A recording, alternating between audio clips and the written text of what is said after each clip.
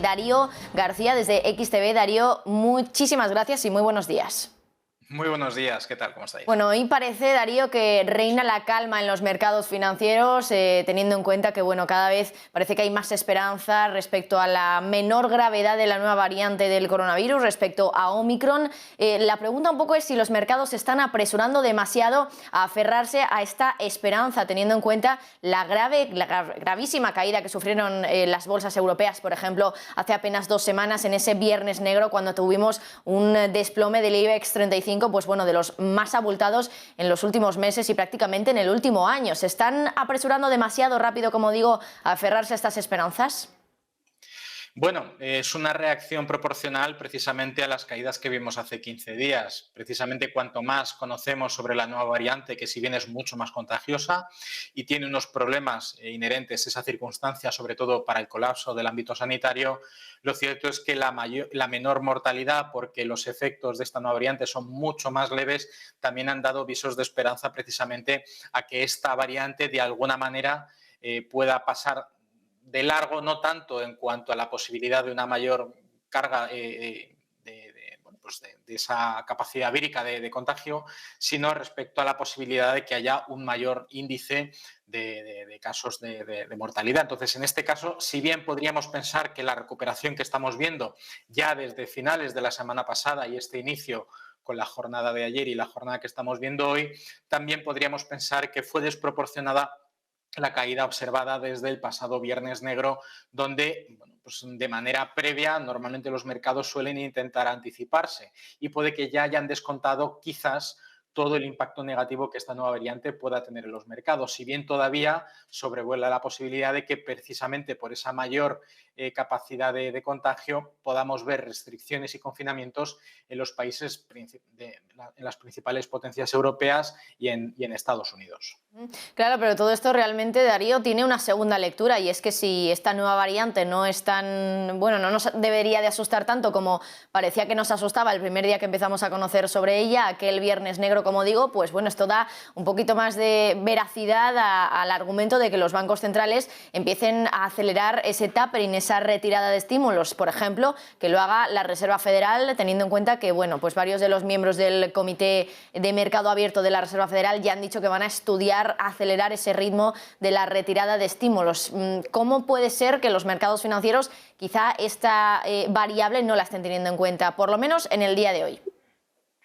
Pues puede que incluso hasta la tengan descontada, porque algunos miembros de la Reserva Federal ya habían comentado que este proceso de reducción de estímulos pudiera acelerarse desde los 15.000 millones actualmente confirmados por Jerome Powell en su última comparecencia de noviembre a los 30.000 millones, algo que prácticamente reduciría el tiempo de este proceso a la mitad. Si bien se había descontado que para mayo-junio podría dar por finalizado el quantitative easing, esta expansión monetaria de 120.000 millones, al incrementar al doble esa posibilidad de reducción, podríamos ver que para finales de marzo, como mucho abril, habríamos terminado este proceso. Y eso podría estar sobre la mesa de cara a la próxima reunión, y los mercados también pudieran haberlo descontado precisamente porque los últimos comentarios de algunos miembros de la Reserva Federal finalmente fueron ratificados por Jerome Powell en su último testimonio. Así que no cabría la posibilidad de que precisamente ese incremento de la reducción de compras los mercados lo estén descontando a expensas de que eso suponga una reducción de la liquidez y, bueno, pues también esté descontando que es una mejora de la situación económica en términos reales, que, bueno, pues habrá que ver qué sucede, porque el impacto más grave que pueden sufrir los mercados financieros no es tanto la reducción de la política monetaria, sino la esperada subida de tipos de interés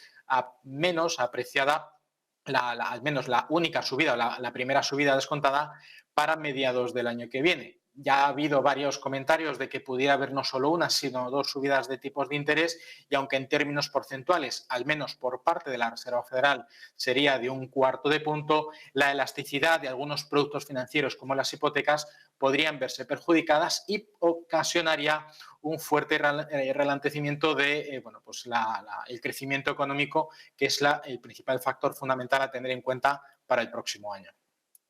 Visto la apertura de la sesión en el IBEX 35, teniendo en cuenta que bueno, ha subido por encima de los 8.500 puntos, una subida que bueno, no llega al 1%, se queda en el 0,81 y teniendo en cuenta pues cuáles son los protagonistas del día al alza y a la baja, porque hoy tenemos por ejemplo al ArcelorMittal subiendo casi un 4%, luego a Fluidra a más de un 3%, o la otra acelera que tenemos en el selectivo español también con fuertes repuntes del 2,5% y entre lo peor, pues bueno, muy poquitos valores, AENA, Enagas, Sabadell, pero todos ellos con una caída, de menos del 1%. En resumen, Darío, ¿cómo vemos esta apertura de sesión?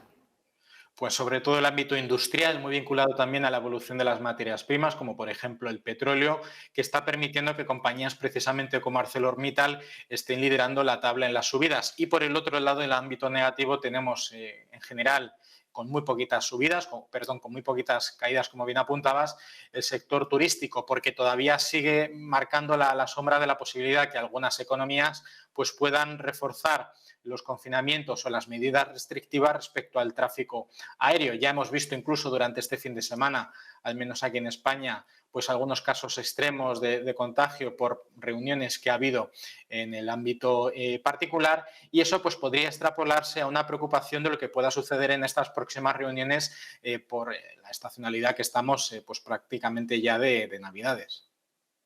Ya mirando a otros mercados, si nos fijamos en las criptomonedas en los últimos días, pues bueno, se ha hablado mucho de ese hackeo a Bitmart, teniendo en cuenta lo que ha afectado, por ejemplo, a la cotización de Bitcoin, que caía por debajo incluso de los $50.000 en algunos momentos. Hoy parece que recupera terreno, está subiendo ahora mismo en torno a un 6,5%, superando los $51.000 el Bitcoin. ¿Cómo vemos esta corrección que han tenido las criptomonedas en los últimos días y la recuperación que parece que están teniendo en el día de hoy? Pues concretamente el Bitcoin llegó a cotizar durante el fin de semana incluso por debajo de los $42.000. Esta fortísima recuperación que también hemos visto, pues no es fruto también entre esas circunstancias de ese hackeo de algunas de las exchanges que negocian las criptomonedas, pero también dentro de una estructura que cuando entramos dentro de quiénes son los que están negociando las criptomonedas y concretamente Bitcoin como referencia, todo el proceso lateral cercano a los máximos históricos que hemos estado viendo durante el último mes, sobre todo hemos visto que las grandes ballenas, que son las que tienen los monederos de criptomonedas en proporción mucho más grandes que el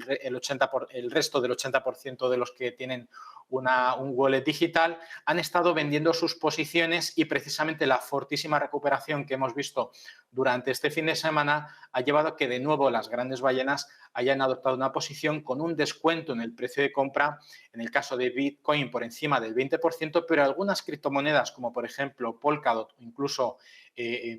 Ethereum, esas correcciones las hemos visto casi cercanas al 40%, así que los grandes tenedores y poseedores, en este caso de criptomonedas, han estado haciendo lo que históricamente siempre han sabido hacer muy bien, que es vender sin que nadie se dé cuenta y comprar cuando todo el mundo está vendiendo.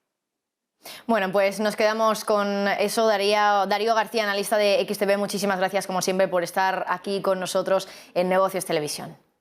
Un placer, buenos días.